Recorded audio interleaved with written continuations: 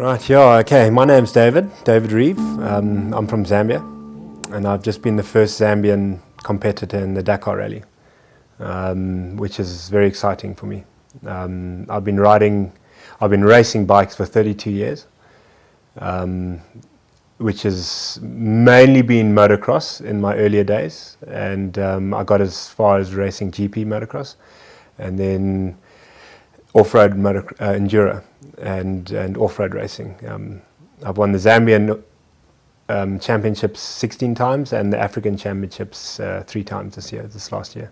So it's been an aim of mine, a bucket list, a major tick for the bucket list to go to the Dakar, and for the last 2 years, I've really been keen to get there. And a very good friend of mine named Gillian Dykes, who in fact is one of the most important people in this whole Dakar scene for me. She really pushed me over the edge and got me to a point where, you know, we're going to do this. We're going to do this Dakar. Let me give you guys an idea of what Dakar is like from a rider's perspective. Well, think about your hardcore off-road race or enduro race, because Dakar is both, to be honest with you. I had situations where my rally bike was too high geared in first gear and I was looking for a lower gear, so it was full enduro, and I had times where I was sitting at 152 kilometers an hour. I couldn't go any faster. The bike physically couldn't go any faster. Let me give you an idea. Think about your hardest enduro. You ride for 7 hours. Now do that and do it again the next day, and do it for 14 days non-stop, 1 rest day in between. That is what Dakar is about. It's about waking up in the morning when you're already exhausted and sore from the day before and doing it all again and doing it again the following day and doing it again in the following day, and forgetting also that you're battling to eat now and sleep because of generators and everything else, and you're still having to fill in your road book in the evening, which is fundamentally important because you have to mark out all the danger marks in nice bright red ink pen. That is basically where Dakar is coming from. It's your hardcore enduro race times 14.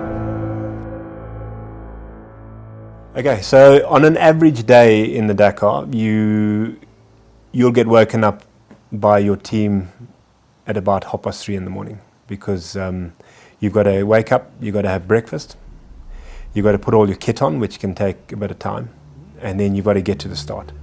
So up 3:30 on the bike, 4:30 along a liaison stage on the tar to the start of the racing stage. You can do anything up to 350 k's along the liaison easily. Get to the racing stage, you line up there, and then they will call you one by one in your order of your day before's results. So if you came 29th the day before, you will generally go off 29th that day. So you get to the start of the racing stage, that'll now be off-road. The bikes go off every 30 seconds, and that now, once your flag drops at the beginning of the racing stage, it is just crazy. You can imagine the most intense motocross race. Well, this is it. We're going to now race for anything up to another 350 k's, flat out for some hours. It is just absolutely astronomical, the speeds that some of these guys go at. You know, I always used to think that it would be pretty moderate, but it's phenomenal, the speeds at the racing stages. So the flag goes and you're off, and I can ride fast. You can follow track if you want and go like hell. It's just it's just not an ideal situation. You've got to go every meter by meter according to your road book, because on that road book is all the dangers, the dips, the dives, the biggest rocks, the ledges, everything the Dakar, the ASO have put in the road book. And that is imperative that you, the night before, go through that road book and mark out all those danger points. So you head off in the racing stage, and straight away, of course, any racer, you just want to overtake motorbikes. And this is where you have to control your brain, because as a racer, my whole racing career, every race I've entered to win it, and clearly I'm not going to win the Dakar. But so this is something you have to overcome. You know, the whole time you just want to overtake. You hate seeing, as a racer, you hate seeing somebody in front of you. And a major issue we have is dust. You can imagine in the desert, the dust is just unbelievable. And Giovanni Sala, a very good friend of mine, he just punched into my brain, David, do not overtake in the dust. And this, I think, is a major important thing to remember. You cannot overtake in the dust. If you overtake in the dust, you're gonna fall off, because there's so many obstacles out there. Rocks, dips, dives, sand dunes, whatever. If you can't see, you just slow down. And a lot of the time, this is what happens. You're in the dust and you have to wait for the right time to overtake. This can go up for 350 Ks, and it's for hours. And this is where the training comes in. And, we can all ride for 350 Ks flat out, but it's whether you can do it day in, day out, day in, day out, day in, day out. And this is what the training is for. So anyway, going through the racing stage, you'll be racing, and you have to judge, your fitness and your mental state, because it's all very well going hell for leather. If you're not on that road book, you're going to fall off. And just slowly going, you get yourself into a rhythm. You slowly find out the guys who are sort of same pace as you, maybe a bit faster, maybe a bit slower. It's amazing through the day. There was a gentleman together, Oliver Setters, found ourselves riding together, and he's a legend. He's very well-known Dakar rider, and I rode with him a lot, and it's amazing what you learn from these guys. You can see when he slows down, and you're on the gas, and you can see him slowing down, and you're wondering why. It's amazing. Straight away I would slow down, and you could see he had like a sixth sense of what was coming up in the stage. And this is something that is really important with Dakar, is learning from the experience of the other guys, whilst you're out there. Not so much through word of mouth, but watching them and seeing how they read the terrain. But the racing stages are phenomenal. They are flat out. They are such good fun. And if you're a racer, it's what it's all about. Come the end of the racing stage, just like that, poof, you're suddenly at the end. There'll be a refuel. You refuel your bike, and then you might have another 250 kilometers liaison back to the bivouac. And it's quite nice. You can chill out. You can relax. But one thing that is in the racing stages and on the liaisons, which are vitally important, are speed traps. They come up in the road book. You'll get a 30, a 90, or a 120. You go over those speeds in those zones, they're called speed zones. You go over those speeds in those zones, you will get nailed. Anything up to 3 hours. And your whole Dakar can come to a grinding halt just because you went 5 kilometers over the speed limit in the speed zone. So the whole time you have to be on your game. Even when you're not in the racing stage, when you're on the liaison, your brain needs to be switched on. Because you go over the speed limit, you're nailed. You have to pay a fine, and you get penalized in your time. So the whole time, from the 4:30 in the morning to 6:30 in the evening, whenever you get back, your brain is going overtime. All right, so we have these things called waypoints, and each competitor has to go through a waypoint. Now, if you miss a waypoint, you can get penalized anything from 15 minutes to an hour. And what happened to me is that on the first day, on the first racing stage, myself and Carlos Sainz, the two of us out of the whole Dakar scene, our two GPSs messed around. My GPS was not talking to the waypoint. So within 200 meters, the GPS is supposed to come up, and the little arrow starts directing you to the waypoint. This wasn't happening with me, and so it kept telling me missed waypoint, which Daryl Curtis, my buddy from South Africa, who rides for Factory KTM, he kept saying to me, Darby, whatever you do, don't miss a waypoint. So all I had was Daryl's in the back of my head, don't miss a waypoint. So I spent half the bloody stage time going around looking for this damn waypoint. But in fact, I had actually picked it up, but my GPS was telling me I hadn't. So I lost a lot of time, and I went from 102 to 172. So come the end of the first racing stage, I was lying 172. Now, coming into the Dakar, my little goal was to be in the top 40.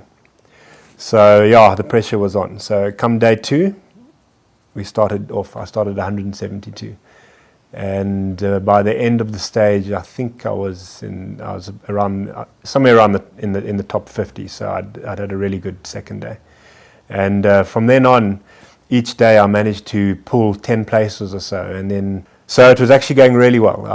My plan of action was to ride hard, but not too hard.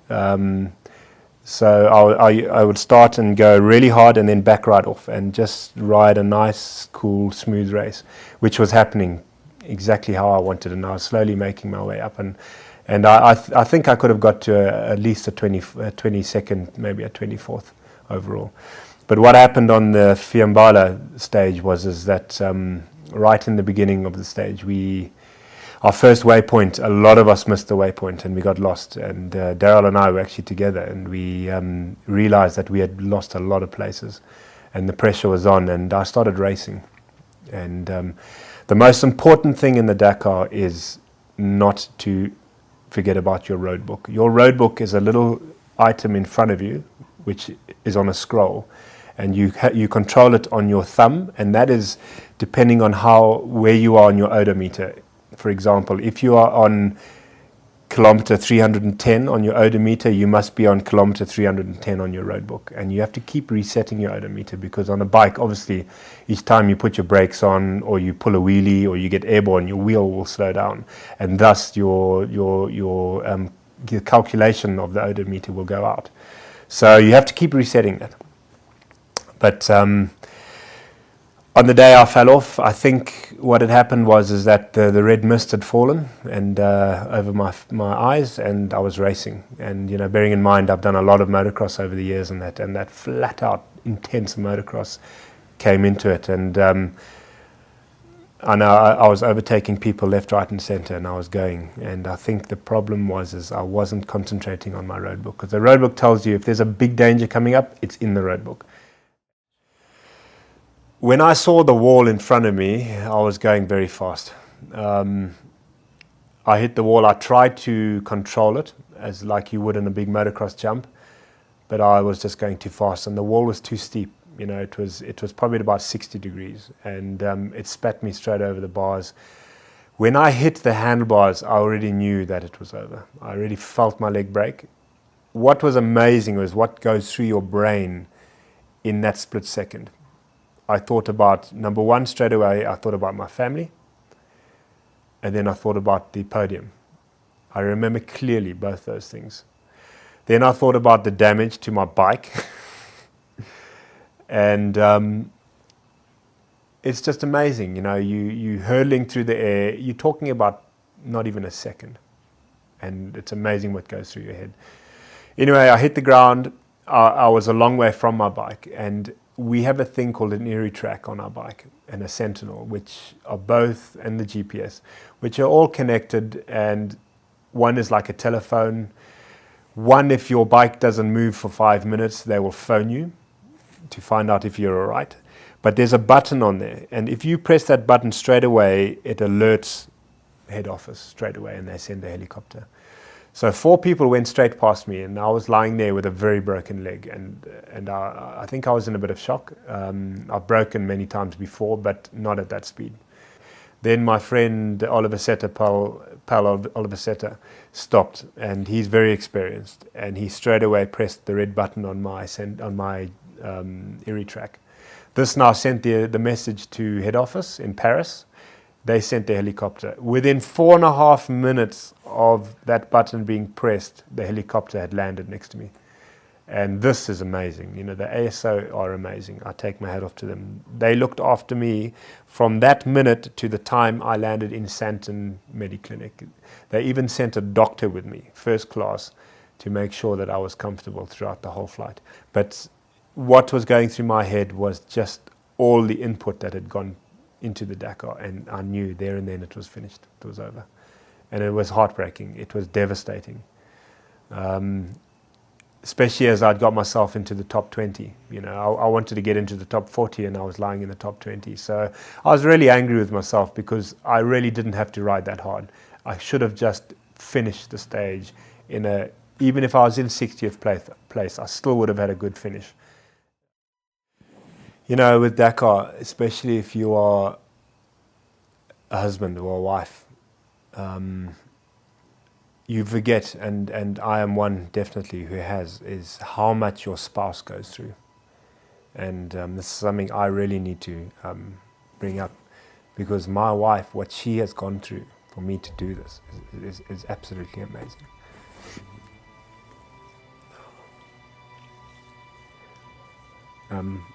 Herself, she's done 2 London marathons. She won the British Schoolgirl Squash Championships, and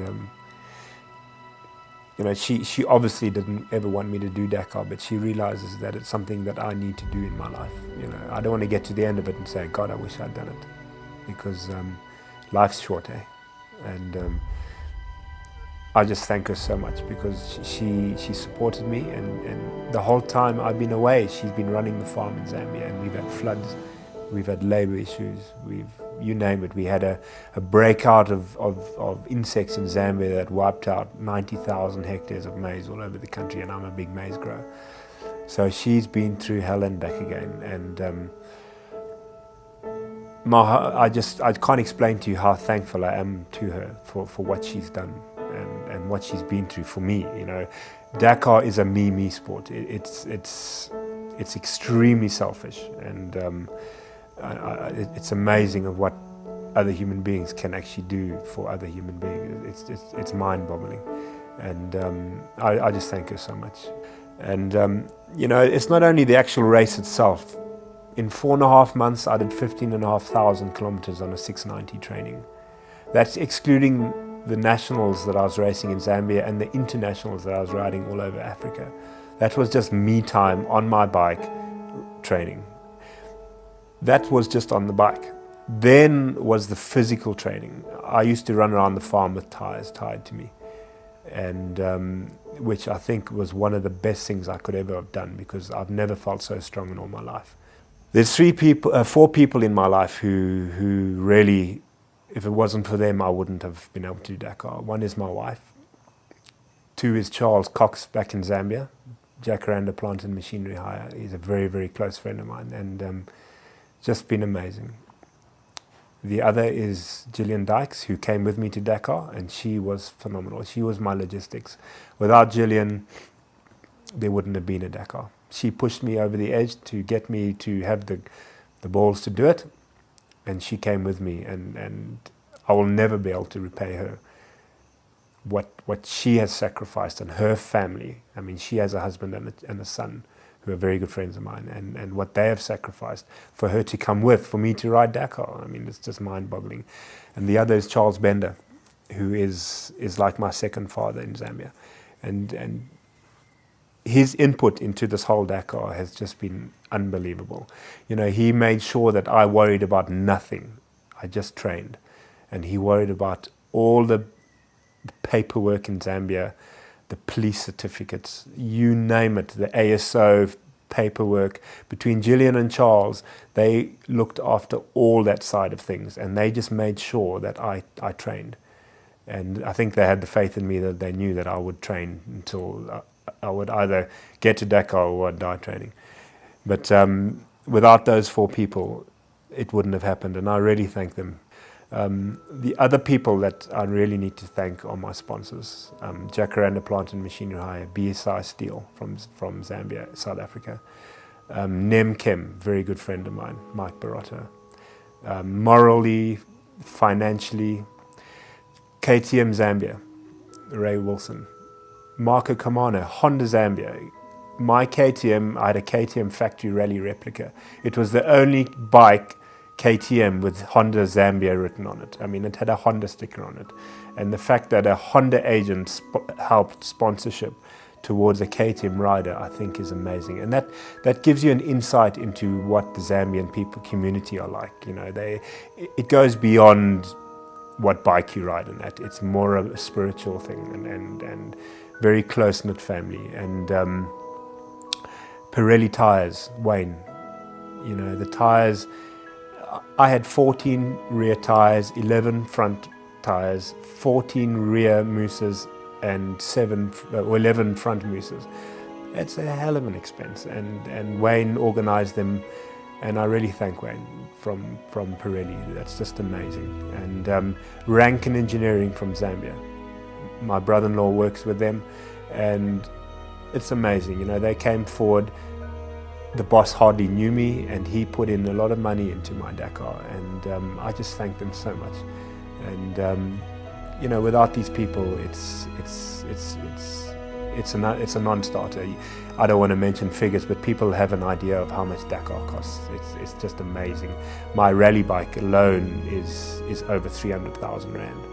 And KTM South Africa were phenomenal. I got a nice discount on my bike, and I was just there yesterday. You know, they're really nice people, and it's like a family. KTM, it's awesome. It's like a small knit family. Daryl and Rion, good friends of mine, Ingo, we were all on KTM rallies. The other people I need to thank are UFO Plastics. They sponsored all my kit, helmet, boots, pants, and it was 4 sets. And Giovanni Sala organized that. A friend of his, Simone, is the owner, the owner's son of UFO Plastics, and they came forth and sent all the stuff from Italy, and the stuff was amazing. I've used UFO kit for a long time, and I totally rely on it. It's brilliant, absolutely. The rally jacket, the boots, the helmet, it's phenomenal stuff. And the other people I'd like to thank are Greenbelt Fertilizers. It's a totally Zambian company, good friends of mine. I'm a farmer, I buy fertilizer from them. They came forward and they put in good sponsorship for me to get to Dakar. Agay, they're very good friends of mine. They are people who spray our crops with aeroplanes, and brilliant.